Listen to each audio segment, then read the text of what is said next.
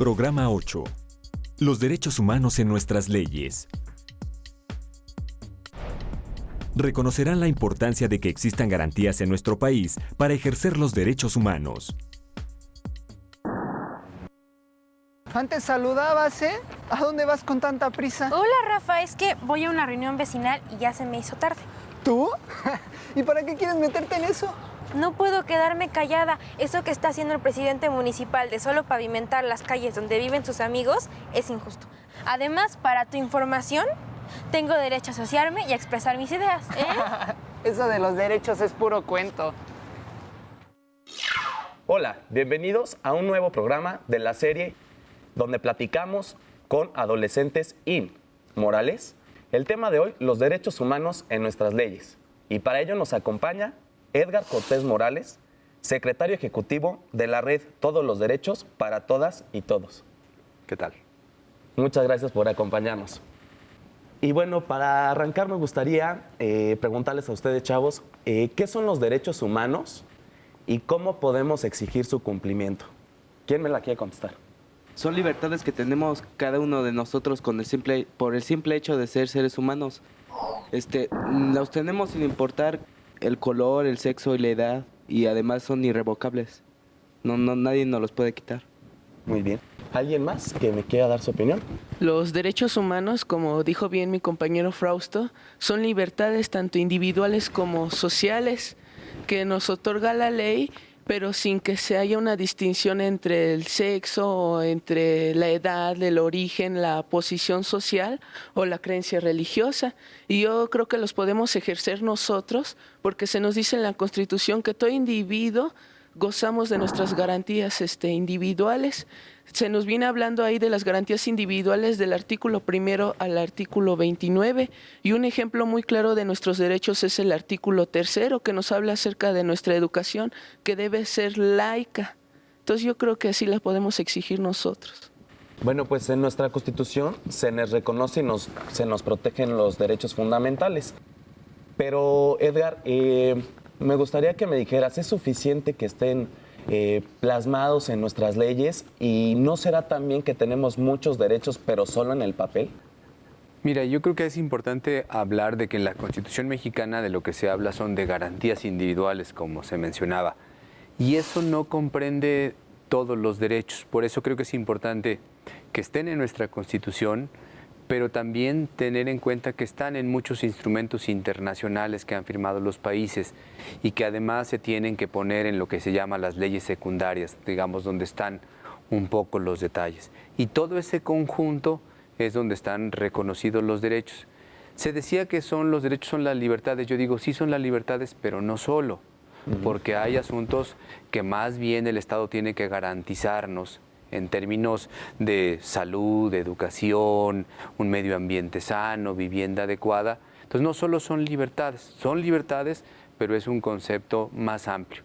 Por eso creo que es importante que nuestra Constitución, ojalá que pronto estén reconocidos los derechos humanos con ese nombre, para que nos permita saber que todos los derechos que son necesarios que tengamos las personas y las comunidades estén ahí reconocidos. Y a ver, por ejemplo, tú, ¿sabes cuál es la diferencia entre una garantía y un derecho?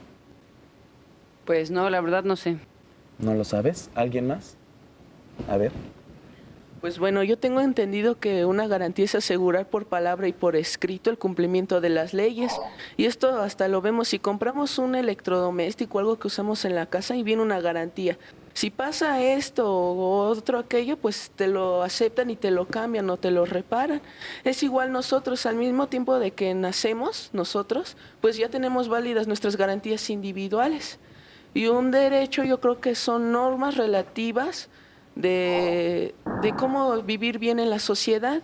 Y un ejemplo es bien identificarnos. Cuando nosotros cumplamos ya los 18 años, pues vamos a poder tener nuestra credencial de elector en el padrón electoral. Yo creo que ese es un derecho que nosotros tenemos y muy importante, de identificarnos como mexicanos. Bueno, entonces, Edgar, ¿qué tal si tú nos comentas entonces cuáles son las diferencias o la relación que existe entre derecho y garantía? En esta pregunta de la diferencia, el derecho es donde se define en la Constitución y en las leyes quién es la persona que tiene ese derecho y en qué consiste el derecho, o sea, qué comprende. Y la garantía es la manera cómo tú puedes reclamarlo o exigirlo para que lo puedas ejercer. Y eso puede significar un recurso legal, o sea, una manera que de acuerdo a la ley tú puedas exigirlo, pero también puede suponer políticas públicas, es decir, qué acciones va a hacer el gobierno para garantizarlos. Puede suponer también presupuesto, es decir, que el presupuesto garantice recursos para eso. Digamos, hay derecho a la educación, pero eso significa que haya suficientes recursos, significa cosas como que la escuela esté cercana, que sea culturalmente adecuada, que si tú perteneces a una comunidad indígena puedas recibir educación que te permita preservar y conservar tu lengua indígena, además de la lengua, en este caso podría ser el español. Entonces, todo esto es lo que tiene que garantizarse, o sea, sería la forma que a ti como persona o como grupo te permite en un momento dado hacer que ese ejercicio, ese derecho realmente lo puedas tener y lo puedas gozar. Ok, muchas gracias. Bueno, y antes de continuar con este tema tan interesante, veamos lo siguiente. Es el Estado, a través de sus instituciones y funcionarios, quien debe respetar y garantizar los derechos humanos. Las personas que desempeñan funciones de autoridad en los distintos poderes, ejecutivo, legislativo y judicial, tienen el deber de atender y resolver los problemas de la sociedad mexicana y, en general, de realizar acciones previstas en la ley para que todos vivamos mejor. Cuando funcionarios, autoridades o servidores públicos niegan, abusan o no respetan los derechos de las personas, están incurriendo en una violación. Y bueno, chavos, para continuar con este tema tan interesante, me gustaría hacerles otra pregunta. ¿Alguno de ustedes ha experimentado o ha sido testigo de una violación a los derechos humanos? A ver. Bueno, gracias. Bueno, sí, yo experimenté una. Cuando iba a entrar a primero de primaria, yo soy de otra religión, de hecho, y le pregunté al director que yo quería estar en esa escuela y él me dijo, no, aquí no aceptamos de esa religión, o sea, aceptamos puros católicos. Y yo con eso pues me sentí algo ofendido, así que me informé bien y fui a la CNDH, Comisión Nacional de los Derechos Humanos, una ahí que está por el centro. Y ya ahí me dieron apoyo y ya fueron con el director, lo llamaron y todo. Y bueno, gracias, pues me mandó una carta el director disculpándose. Y bueno, yo se la admití y le dije, sí, no se preocupe, cualquiera comete fallas. Y se lo agradecí mucho.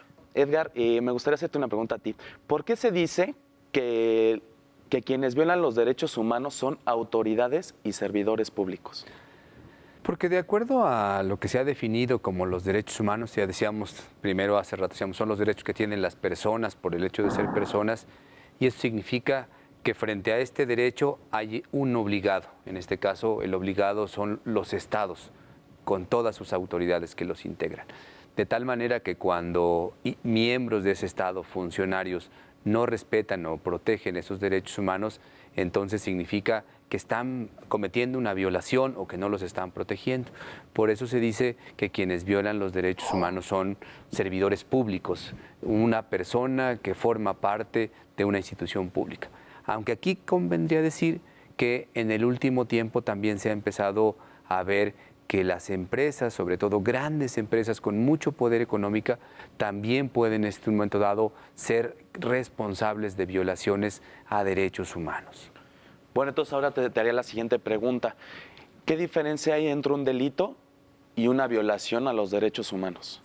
Una violación a los derechos humanos sería una acción o una omisión de una autoridad que impide que una persona pueda gozar de manera permanente y regular de un derecho. Y un delito sería una acción que genera una situación prevista en la ley y considerada como contraria a la ley. Y lo pongo en un ejemplo para que se entienda, el caso de la tortura.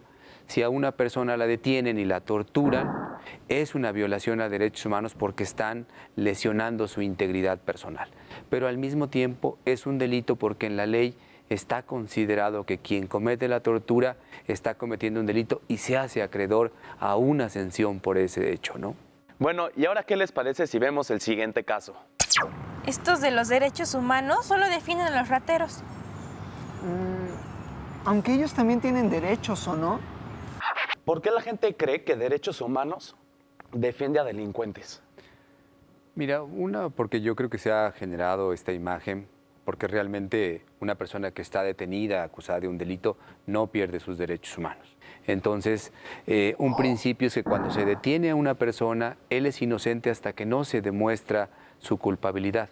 Pero que aunque uno esté detenido, acusado de un delito, tiene una serie de derechos como tener un abogado, tener posibilidad de presentar pruebas para mostrar la inocencia, tener comunicación con tu familia, etc. Entonces, yo creo que defendemos a los delincuentes porque los delincuentes también tienen derechos, ¿no?